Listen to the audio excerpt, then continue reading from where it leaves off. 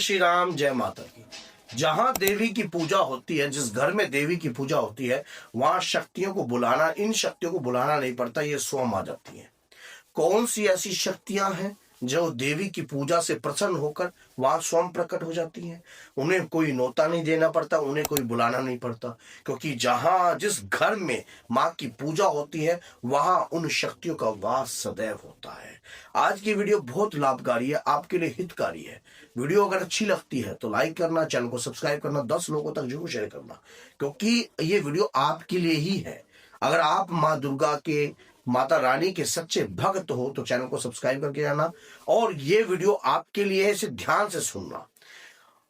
हम माँ की पूजा करते हैं, निरंतर रोजाना करते हैं, प्रतिदिन करते हैं, उससे आपको घर पर शक्ति का वास तो होगा।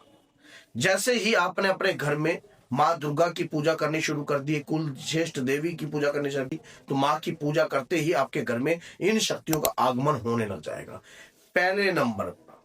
पहले नंबर पर माँ की कृपा गणपति जी के बगैर नहीं मिलती है।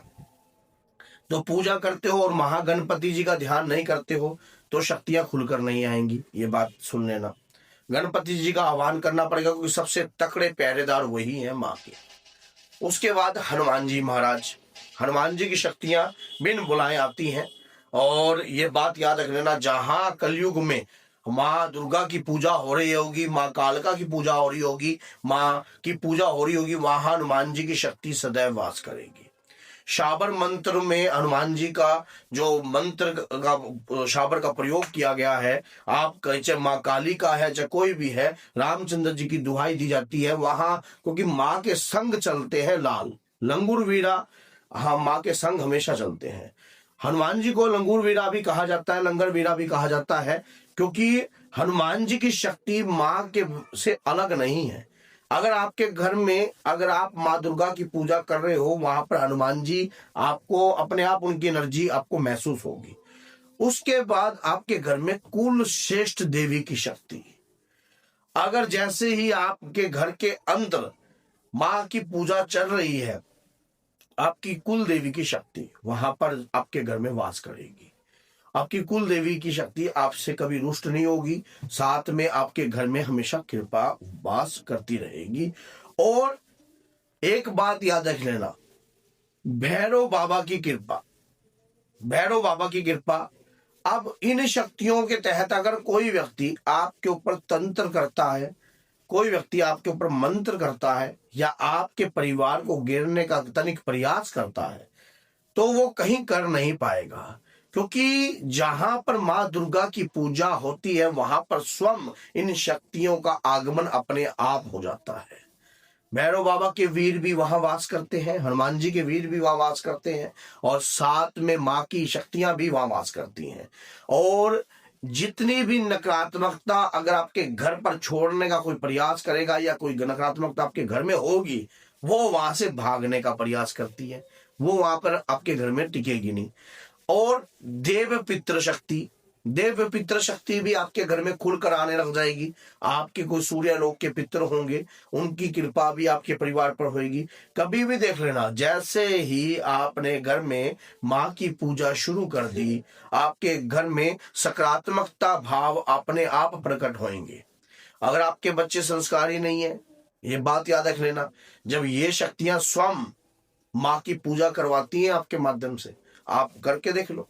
आप लगातार कलयुग में 41 दिन माँ की पूजा करना शुरू करो, प्रतिदिन दुर्गा सप्तशती का पाठ करना शुरू कर दीजिए, और एक मनोकामना कर रख दीजिए माँ के आगे। एक क्या करना है, एक 1.25 मीटर लाल रंग का कपड़ा ले लीजिए, एक पानी वाला नारियल ले लीजिए, उस पानी वाले नारियल के अंदर जो है अपने 7 अनाजा ले लीजिए। अगर आपका बच्चा आपका कहानी मानता है, आपका पति अगर आपका कहानी मानता है, या आपकी पत्नी आपका कहानी मानती है, ये लेकर और आपने बांध के एक कलावे के साथ माँ के आगे रख दीजिए।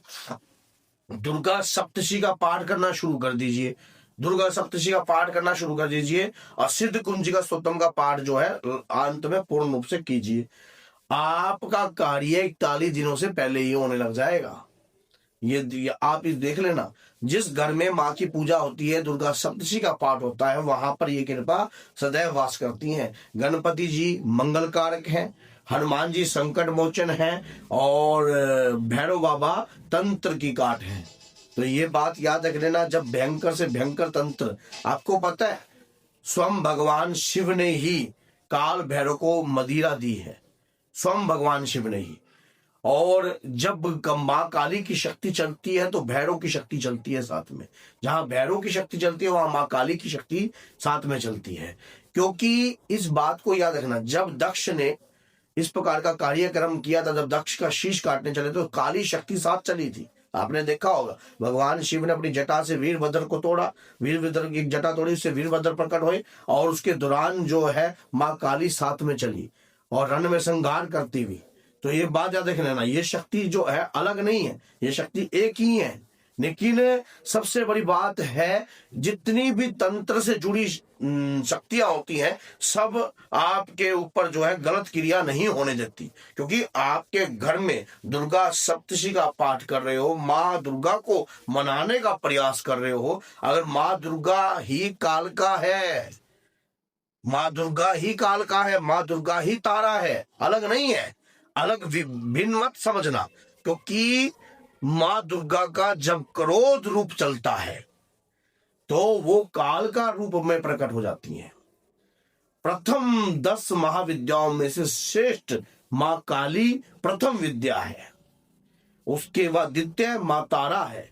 तो मां काल का कोई विपरीत नहीं है कि आप सोचते हो कि अलग चलेगी, वो स्वयं जो है पूजा पाठ जैसी आप घर में नियत रखते हो, जिस प्रकार का आप कार्य करते हो उस प्रकार की कार्य से ही वो शक्ति चलने को तैयार हो जाती है, वो शक्ति अलग नहीं चलती है। लेकिन सबसे बड़ी बात ये होती है कि हमारे को समझ में नहीं आता कि हम समझे तो समझे कैसे। देखो, अगर आपके घर में हनुमान जी की पूजा हो रही है या माँ दुर्गा की पूजा हो रही है तो सात्विक शक्ति भी चलती है। लेकिन आज का जो जमाना है लोग तंत्र का सहारा लेते हैं, तो अगर आप सात्विक तौर पर भी तंत्र से काट कर सकते हो, मैंने इसके लिए भी चैनल पर वीडियो बना रखी है। आप किस प्रकार से शत्रु, अगर मान लीजिए कोई बकरे पे चला रहा है, कोई मुर्गे पे चला रहा है, कोई दारू पे चला रहा है, कोई किस प्रकार से गलत कार्य कर रहा है और आप इस चीज का सेवन करते नहीं हो, तो इस तंत्र को रोक सकते हो आप। कैसे रोकना है तो मैंने इस पर वीडियो बना रखी है। अगर नवीन वीडियो चाहते हो तो कमेंट बॉक्स में लिख देना, मैं कोशिश करूंगा दोबारा एक नई वीडियो और बना दूंगा आपके लिए कि अगर कोई व्यक्ति दारू पर प्रयोग करता है तो हमें सात्विक तौर पर कैसे रोकना आना चाहिए। तो सात्विक तौर पर भी आप उस चीज की काट कर सकते हो। और ये बात याद रखना, सात्विक रूप से शक्ति को प्रसन्न करना सरल नहीं है, तामसिक रूप में शक्ति को प्रसन्न करना सरल है।